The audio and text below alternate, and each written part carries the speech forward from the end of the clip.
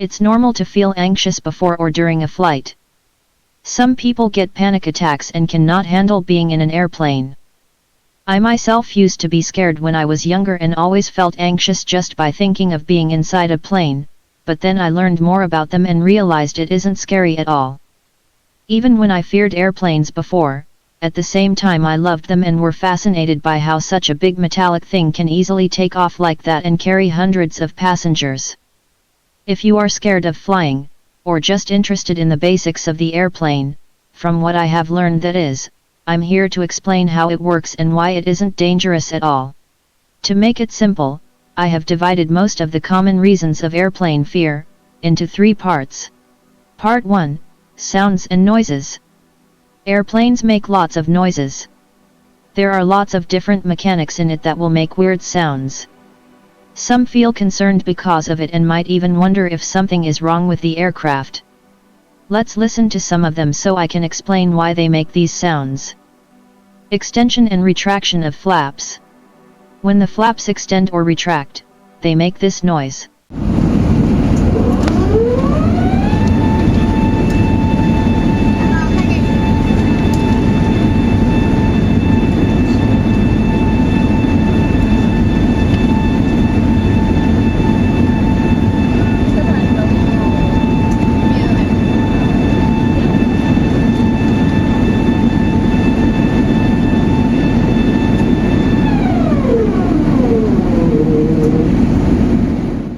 The barking noise.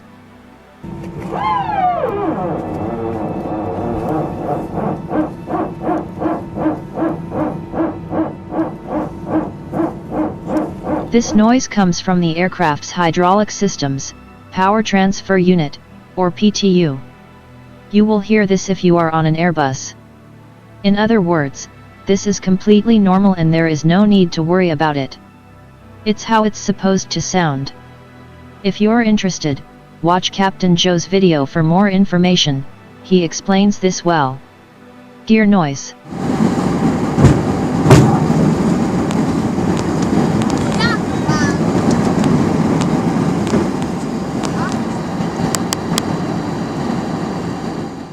Obviously, this is the sound of the gears extending or retracting.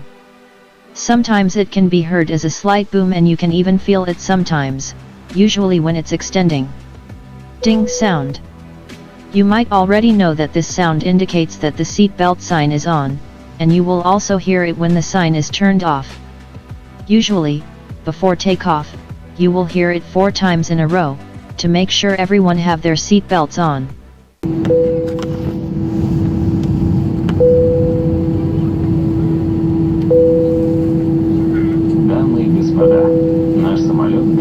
When you press the button to call the flight attendant, it makes the same sound.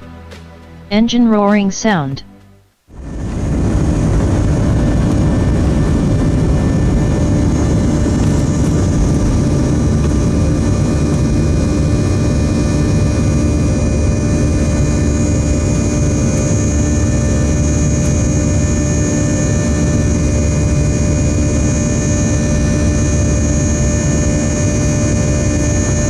It is very loud at the beginning because the engines are using the so-called takeoff power, obviously to be able to take off. The noise will disappear as soon as the engines switch to climb power. Part 2, the wing. When you sit by the wing of the plane, you can see the different things that move on it. Here are 3 of those things you might have wondered about. Flaps. As I first mentioned in the list of sounds, flaps extend and retract. They are extended during takeoff and landing. This is to generate extra lift at slow air speeds to prevent stalling. Air brakes/speed brakes. These things open up when the plane lands, to slow down the aircraft as soon as possible. Sometimes, before touchdown they are half open, to force the aircraft reach the ground quicker. Ailerons. These move whenever the plane needs to change its direction by rolling. I will explain about that in a bit. Part 3, Myths and Thoughts. There are many airplane myths people are scared of. Let's talk about some of them. The window might crack open. That is not possible, unless there is an explosion, but that is very rare. The odds of a plane crash are 1 in 11 million. In fact, it is 100 times more likely to be in a car accident than a plane crash. Not to scare anyone though, drive safely, please. Flying is by far the safest form of traveling.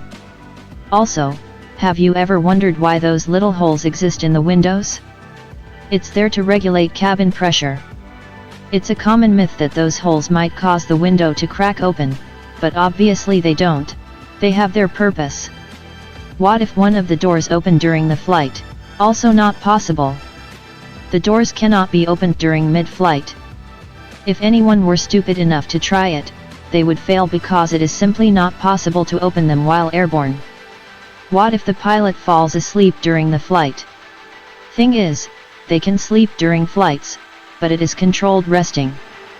They are always aware of everything and know what they are doing. There is also never only one pilot in a passenger plane. It's always minimum 2. Lightning strikes. The thought of it is scary, but a lightning strike cannot take down a plane. Many planes have been struck by lightning lots of times, but no passengers have even noticed it. The plane does not even get damaged, and if it does, it's usually minor. The plane is built to manage lightning strikes. The aluminum shell is one of the protectors, so to speak. When the lightning strikes, it enters through the shell and exits out from another end. What if the plane tilts too much? There is a limit of how much a regular passenger plane can tilt. I admit that every time I looked out of the window when the plane tilted, it felt like the plane would tilt over entirely. Fortunately, that is impossible. There are these 3 things: roll, pitch, and yaw. Rolling is when the plane tilts like this to change the heading, the direction it's flying, controlled by the ailerons. Same with yawing, but it does not tilt like it does when rolling. Yawing is controlled by the rudder. Pitching, controlled by the elevator that tilts up or down, makes the nose of the plane tilt up or down. So, when the plane tilts when it is rolling, basically what happens in the cockpit, most of the time, is that the pilot sets the heading, direction, to a specific number, and the plane will automatically change its direction by rolling. That way it is impossible for it to tilt over. Turbulence. It is scary and it feels like the plane might drop. However, turbulences cannot cause a plane crash, not anymore at least. For 40 years now, turbulence has not caused any trouble. Just as I said about lightning, the plane is built to withstand turbulences as well, even the severe ones. The pilots also know how to control the aircraft when that happens. As I said before, they know what they are doing, so trust them. Just make sure to have the seatbelt fastened until the turbulence is over. As it is recommended, it's best to have it fastened while seated even if there is no turbulence, because turbulences can be quite sudden and you might hit your face in the back of the seat in front of you if you are not careful. Watch this video if you want to learn about the different kinds of turbulences and why they happen. Link is in description. Now, look at this. This is Flight Radar 24. It shows all the active airplanes in the world, live. Just see how many flights there are, every day, every hour, every minute. All of these planes are inspected before and after every flight, and there is no traffic in the air, even though it looks like it. Flying really is safer than you think. Also, the view is amazing most of the time. When you're scared, you only think of the worst possible things. However, those things, such as plane crashes, are very rare, as said. Even if there would be some kind of failure, nowadays it is not a problem for the pilots to handle. Knowing how to perform an emergency landing is part of their job. Try to think of the positive things instead, like, the view is nice, or I can't wait to arrive. Whether you're going to move to a new place, meet someone or visit somewhere nice, think about that.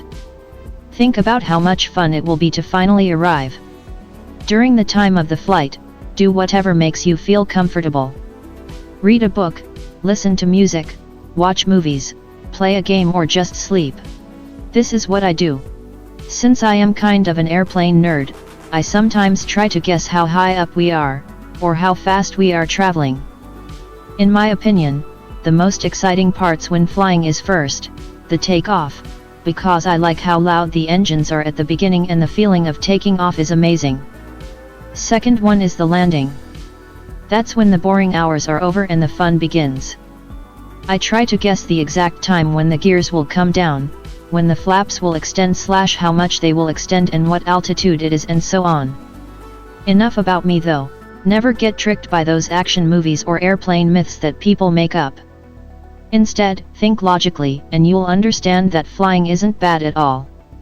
If there is anything I didn't mention, or if there is anything I might have said wrong, please let me know in the comments. Also let me know if you have questions that I have not answered in this video. I will try my best to answer them. Thanks for watching.